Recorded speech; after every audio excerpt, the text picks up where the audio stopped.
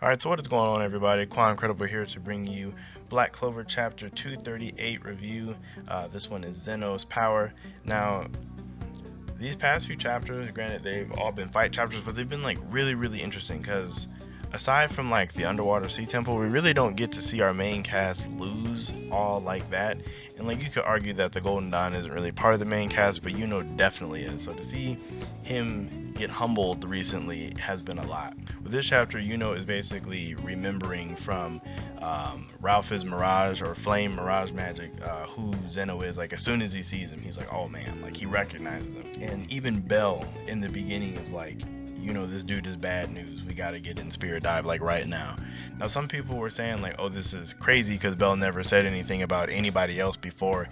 But if you really think about it, when got to like face off against the Word Devil, he was already in Spirit Dive, so there wasn't really an opportunity for her to say anything. And I'm not for sure how it went down when they fought like half Awakened Lich when it was him and Asta. I can't quite remember. Zeno also remarks that the two people he brought were at 40%, which we already knew, but he said there's no point in bringing anyone who isn't over 50%. I guess if he's going for a crushing victory, there isn't any point, but I think those two were more than effective, honestly, unless he just wants to stomp out captains at this point. I think 40% was definitely enough. So then he goes for another one of his like bone like magic attack thingies that like this is honestly the only move that we've really seen him do at this point, where he just like charges in with the bones all over the place. And it's crazy because Latoli's compass magic couldn't displace it, Klaus's steel magic couldn't block it. I mean, was able to like cut through it with the sword of Zephyr, which he was impressed by it, but those two, like they even said, the difference in power is too great, which makes me believe something that I already knew. But obviously it doesn't matter what your magic is at the end of the day. If someone is just that much stronger than you, then there's not much you can do about it. This one is funny, or it isn't funny, because he checks for Klaus, and because he says like Klaus, like he's starting to, because he's hoping he's all right, but he just kind of like ignores he ignores Latoli altogether. Like he just completely ignores her, kind of like, at least to me that's what it seems like. So it isn't funny, but it kind of is. And he has this flashback, or not flashback, but he thinks about all the people that he's lost to this guy, which is really a lot when you think about it. Like his home country, his family, his whole squad. Granted, he doesn't really care much for his family or home country because he's of the Clover Kingdom. He said it numerous times. But so he charges in to attack, and he can't, like he's able to cut through Zeno's bones, but they're able to just come back a lot faster than he's able to cut them, which that makes me think about the Asta matchup. Like if Asta was able to fight this guy, like Asta has anti-magic, so him cutting, like I'm assuming he would just cut clean through it since his sword can just cut clean through magic. But like would he just be able to reapply magic or just remake the, like would this exchange still happen the same if it was Asta, is one of the things I like to think about. And then Zeno hits with like this line was like really dope to me when he says, "You aren't weak, I'm simply far stronger." That's just like, that was a cold line for me. Like I am a huge fan of those kinds of villains who just flaunt their power over whoever they're fighting, and this was like one of those moments. And then we got to see Zeno in his black form, or I like to think of it as his black form, because I mean, if you look at it, I'll show it right here. Hopefully the YouTube police won't come after me and kick my door in. But his form is very reminiscent of Asta's. I mean, it's definitely more advanced than his, like him using 55% of the Devil's power is definitely more advanced than Asta's, because Asta's black doesn't reach down to his legs, whereas Zeno's definitely does.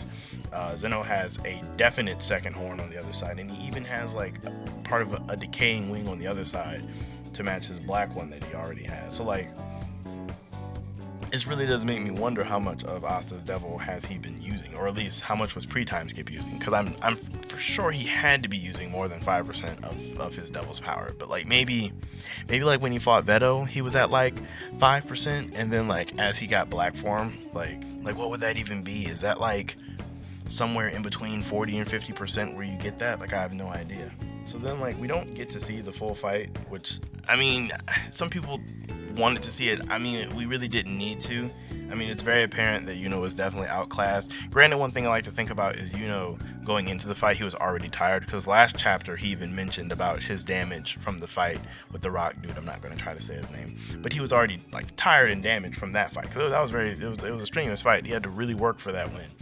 But even if Yuno was at 100% coming in to fight Zeno, it wouldn't have went too different. I mean, even if you look back a couple panels before Zeno did that, while Zeno was doing that attack, Spirit Dive Wing, it's all like kind of like not fully shaped how it normally is. It looks like distorted. You could argue that this is him like literally just going into it to anticipate the attack, or you could argue that he was just really tired, so he didn't really have enough time to throw it up as fast as he could. I like to think he was just tired, like he wasn't at full strength. Now, my main takeaway from the chapter is I don't think Yuno's dead. Like, he's laying there in the end, but I don't think he's dead. He's a main character. He's Asta's rival. Shonens never kill off their rival. So, I mean, I'm not for sure how all the Golden Dawn are going to get out of this. I definitely think a lot of them are dead. I'm not for sure if any of the named ones are dead. Like, a lot of people think Klaus is dead, Haman, Latoli. Maybe one of them might die, but I don't think they're all gone. Like, my only kind of prediction that I can think of is maybe like they can get some help down there. They can get Owen down there to heal some people. Maybe Mimosa can come back with Fenrir's portals or something and definitely help them out. What else has a lot of people thought about? I know a lot of people thought about where's everybody else? Like, how come no one else is helping with this?